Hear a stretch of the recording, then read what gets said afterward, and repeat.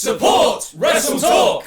Hello there, don't you look nice? Have you done something with your hair? And speaking of which, it's been a major week for dyed blonde gentlemen. Not only did Ric Flair receive his WWE release, but Cody Rhodes on the receiving end of a one-sided beatdown from Malakai Black and teased his in-ring retirement. But we're not here to talk about those. It's Sunday, which means it's time for a roundup of all the news stories from the week that didn't quite make it onto the daily WrestleTalk news. Hosted by me, the posh guy who likes wrestling, your bestest pal in peroxide. I'm Adam from WrestleTalk. Here are the 10 wrestling news stories you might have missed this week. Before we start the list, let us know who you think has the best dye job in all of wrestling in the comments, and don't say mean things about the fact I've had to dye my own hair for over a year and it shows. Also, subscribe, and to make sure you do, here's a joke. And you know the rule, if it makes you smile, you have to sub. Buying a Roomba was a huge waste of money. It's just sitting at home, gathering dust.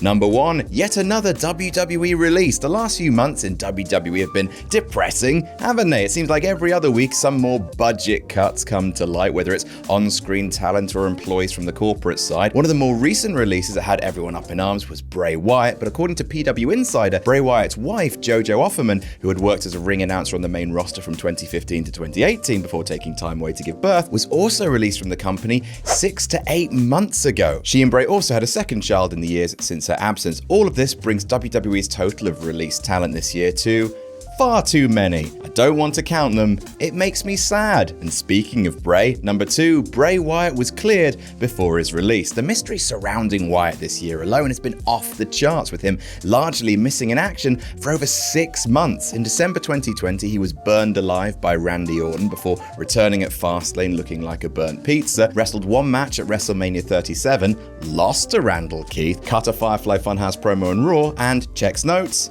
That's all, folks. Speculation regarding his absence was, and still is, at an all-time high, with some reports stating it was due to creative issues, whilst others claiming it was due to medical issues. Well, it seems there may have been some credence to the latter, as following his release, a report from Sports Illustrated said that Wyatt was cleared for a return to WWE from an undisclosed physical ailment on July 29th. He was released 2 days later. Number 3, Word Life. This is basic Ideanomics. The next big thumb, Shane McMahon, will be remembered in WWE for many things, being an absolute mad lad and diving off very tall things, having his testicles electrocuted by Kane, and that silly little dance that he does that makes it look like his feet are on fire and he's trying to put them out by shuffling. Somewhat less memorable, however, are his business ventures outside WWE, so it made perfect sense when it came out this week that Shano has been appointed executive chairman of Ideanomics, a company he founded in 2004 when it was called You On Demand, before he stepped down as CEO in 2013. Ideanomics sounds like something WWE would call their creative department, or something they'd sell their investors on a quarterly call, like they're investing heavily in the Ideanomics of WWE. Anyway, good luck, Shane, I guess. Yeah, good luck, why not?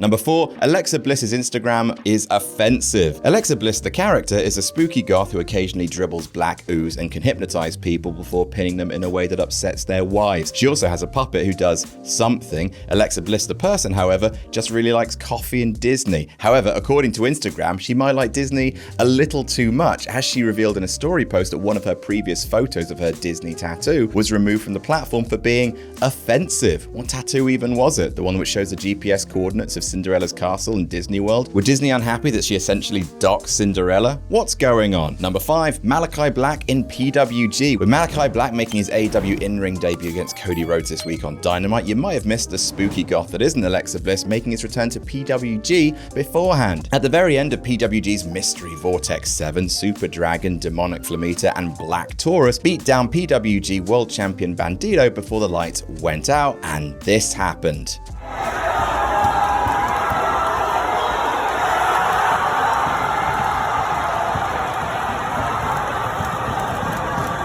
Wrestling is not wrestling without crowds. Number 6, Masked Assassin passes away. Unfortunately, some sad news for this week, as Jody Hamilton, otherwise known as the Masked Assassin, passed away at the age of 82. His son, former WCW and WWE referee Nick Patrick, made the announcement on Facebook. Hamilton debuted in the wrestling industry back in 1955 and worked for countless promotions during his tenure when he retired in 1988 after suffering a broken back. After that, he continued to work in the industry in a managerial role and relaunched his own promotion, Deep South Wrestling, in 2000 2005 that worked as a WWE feeder and developmental promotion until 2007. Rest in peace, Master Assassin. Number 7, Shotzi Black-heat. Remember the blood and guts match that ended with Chris Jericho being pushed off a cage onto some crash mats that are very clearly in shot of the camera, which kinda sort of undermined the impact of it a little? Well, me too. It's fine though, it happens. No need to get upset about it. Well, after Chris's big tumble, WWE star Shotzi, who still had her last name at the time, tweeted a gif of someone comfortably falling onto a bed, which is just some good-natured joshing, right? Right?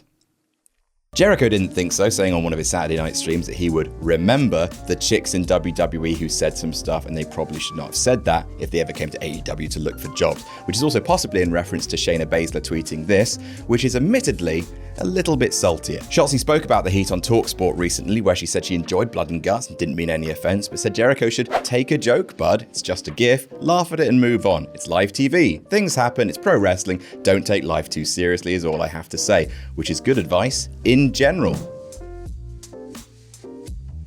Number 8, Natalya Injured. Natalya and Tamina are still the women's tag team champions in WWE. I know it's hard to believe, but after Natalya suffered a legit ankle injury on Raw, it seems like their reign may be coming to a premature end. However, Natalie posted an image of her x-ray on Twitter following surgery and stated that she's expected to only miss a couple of weeks of action, so maybe they're going to push through. WWE, however, again, are still advertising that they will address the future of the belts on this week's Raw, so maybe they will vacate, maybe they won't, but to be honest, at least one Raw came and went since the injury without clarification, so it's possible WWE will just forget about the women's tag titles. They've done it before. Number 9, AEW Beating WWE. Since NXT moved to Tuesday nights, the wrestling community as a whole breathed a sigh of relief that we can stop comparing WWE and AEW ratings and that the Wednesday Night Wars were finally over. Cool, now let's compare some AEW and WWE ratings. The viewership for this week's homecoming episode of Dynamite was a huge 1.102 million viewers on average. The fourth week in a row, it has broken the 1 million average. Interestingly, Brian Alvarez shared on Twitter that AEW now pretty regularly beat WWE when it comes to the male 35 to 49 demographic, which is a